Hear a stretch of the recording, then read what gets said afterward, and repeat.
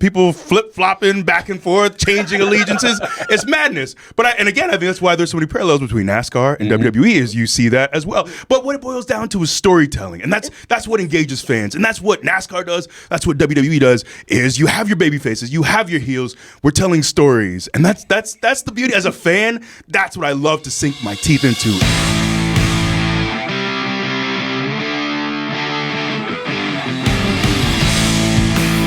So Big E back in the Freak Nation, and it's good to see you at a racetrack. We'll get all to that conversation about WWE and finding out if you actually own a car worth more than $500. So wait, what's changed from February to now? That's what you want to get into? Okay. Well, I still don't own a car, but I'm in cars often. I Uber and Lyft. So I feel like it's actually a better experience because I get to try out so many different cars, different riding experiences. You got to think about it that way. Sounds like the interview that we did in February. Nothing's changed. Nothing's changed. Because here's this guy in college, and he's, again, he had $500 cars, like a 93 Geo Metro. That was my college car. Oh God. Yeah. Bought in 2006. So again, when you get out there on the track and you're introducing some drivers, maybe talking to some drivers, do you kind of brag, pump your chest up, saying, "I don't own a car"? No. I try to keep it quiet. You're the only one that always reminds people that I don't own a car. But I keep that to myself unless I'm interviewing with you. I mean, it's SpeedFreaks. We cover cars, we cover motorcycles. I mean, at least lie about a car that you got. I got to be honest with you. I got to be straightforward. You'd see right through me. Yeah, that's true. Because I would say, well, what are you packing underneath the hood? What does that mean? Yeah. How about 30-inch biceps, Kenny? That's what the hell I'm doing.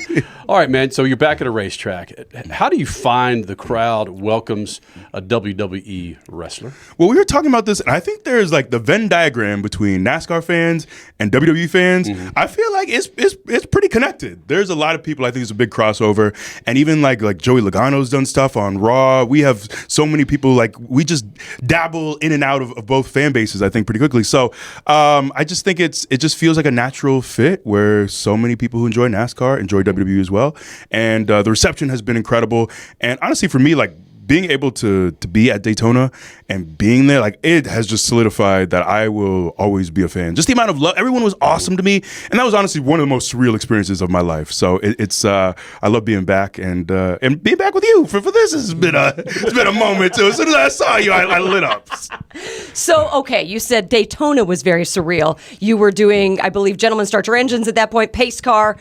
Now you're introducing all of the drivers. How did this come about? Is it because Daytona was such a good experience? Did you get in touch with NASCAR and say, I got to come back? Yeah, I think it's because everything went so well with Daytona that, like, I think WWE, I would let them know, like, hey, if there's another opportunity, I'm in. I'd love to be here. And I'm so glad that it worked out. And being able to, like, getting to bookend the season. The start and the finish is incredible. So it's really an honor for me, honestly. Okay, have you been watching any of the races? Maybe I'll put it into a little bit of a tighter box recently, because some drivers are trying to become WWE wrestlers and they're punching each other out and it's not working. Yeah, well, we got to chill with all the violence and aggression. But I mean, I did. We all paid attention to that Ross Chastain turn 3 and turn 4. Never seen anything like that in my life, and it was really cool just to see that go viral and people tweeting like, "Is this real?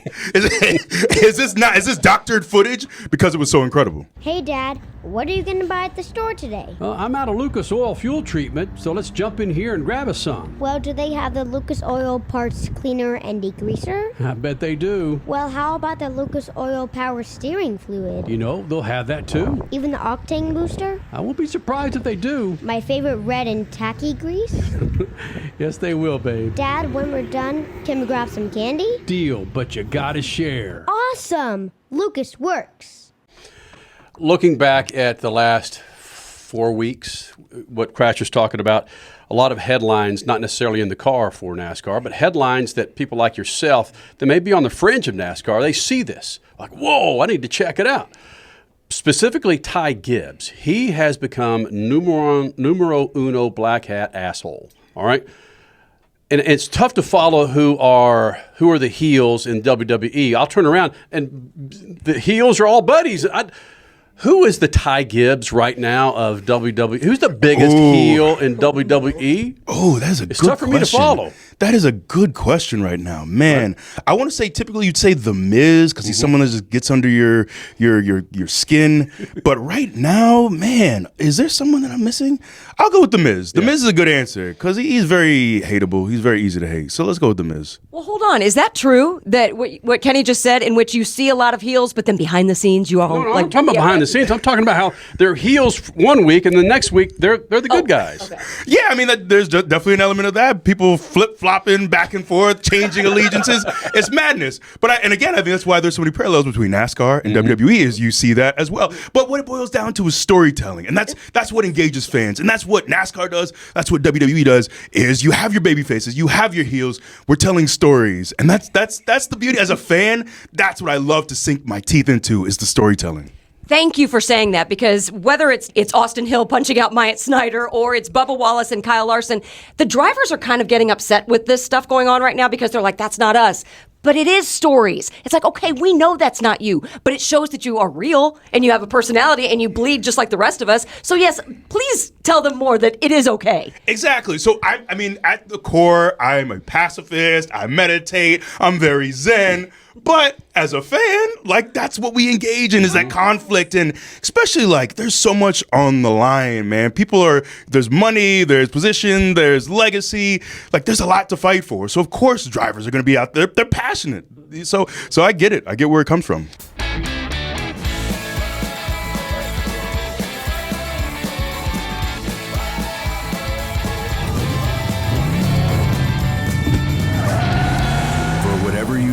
General Tire delivers. You spent some time wearing some pads, helmet, some cleats. Yes. And we were talking college football, and you saw the Texas-Alabama game. In person. Oh, yes. What a game. And I'm so sorry. I know you're a Texas fan. I'm sorry. But I will say I don't know how Texas didn't get that safety. That would have changed the game. They did get the safety. They did. And they were robbed. I'm sorry. But Bijan Robinson, he had a great game. Oh, he runs 1,000 yards a game. That guy's a man. That is. Come on. But Quinn Ewers, man, when he's healthy, that's the quarterback of the future. Yeah. I think he's the one. Would you wear a mullet like? If I could pull it off, I definitely would. I don't think I could make it work. I know Alabama's won themselves some championship, but they're like the Miz of college football, aren't they? Unless you're from freaking Alabama, you hate them some bitches. I suppose. My neighbor, we're in Tampa, and he has a Bama flag. And I almost want to ask, did you actually go? Are you from there? I feel like it's easy for people to jump on that Bama bandwagon. They've had a lot of success, so I get it. Is there any parallel between preparing for a big boy college scholarship or game to what you have to do to prepare for a match in the WWE, training-wise, mental adjustments? I mean, there's some elements that are definitely the same. I think one, you have to get used to performing in front of a huge crowd. WrestleMania, we have 100,000 people, and being able to perform, going out there in front of 100,000 people, it's big. I've also played football at Michigan in front of 100,000 people, and being able to deal with that pressure, that noise, that's a different beast. That's a different animal. So, definitely, I think college football prepared me in that regard, and just going out there, and man, when you're up against 320-pound offensive linemen trying to break. There's in WWE, we have guys who are 7'3", almost 7'3", 400 pounds, who are trying to take you out. So there are definitely some parallels there. I think you and I also talked about this back in February. Me being from Texas, and when you talk wrestling, it always comes out of my mouth. And the Von Erichs, and there's a Von Erich movie coming out. Yeah, it looks good too with some big names attached. Yeah, I'm excited for that one. Zaffron and these. Zac Efron. Zac Efron. Yeah, you just combined you made it more efficient. Zaffron. Just combine the two names. Like Zaffron. Zac Efron. Wow. He's getting jacked. Did you see him? Yeah. Oh, is he? Yeah. Oh, is he? I haven't seen it. I haven't seen any pictures yet. Well, he's playing Kerry, right? I think he's playing Kerry Von Erich. No. Is he not? No. He's playing the lead. He's playing the one that's still alive. He's playing the I don't know. This is devolving. Well, okay. Yeah. All right.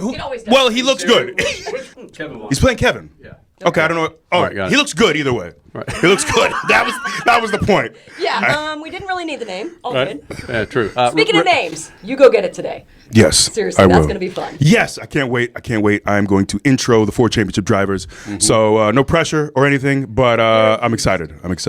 Have you practiced their names? I have. I've actually been practicing several days, practiced again today, made sure everything sounded smooth, making sure my voice projected, all those things. So yes, I practiced. You want me to mess you up right now? Joey Logano. Don't do that. Okay, sorry. Don't do that. Ross Chesterfire. Eth, as always, thank you, man. Thank you very much. I got it. appreciate you.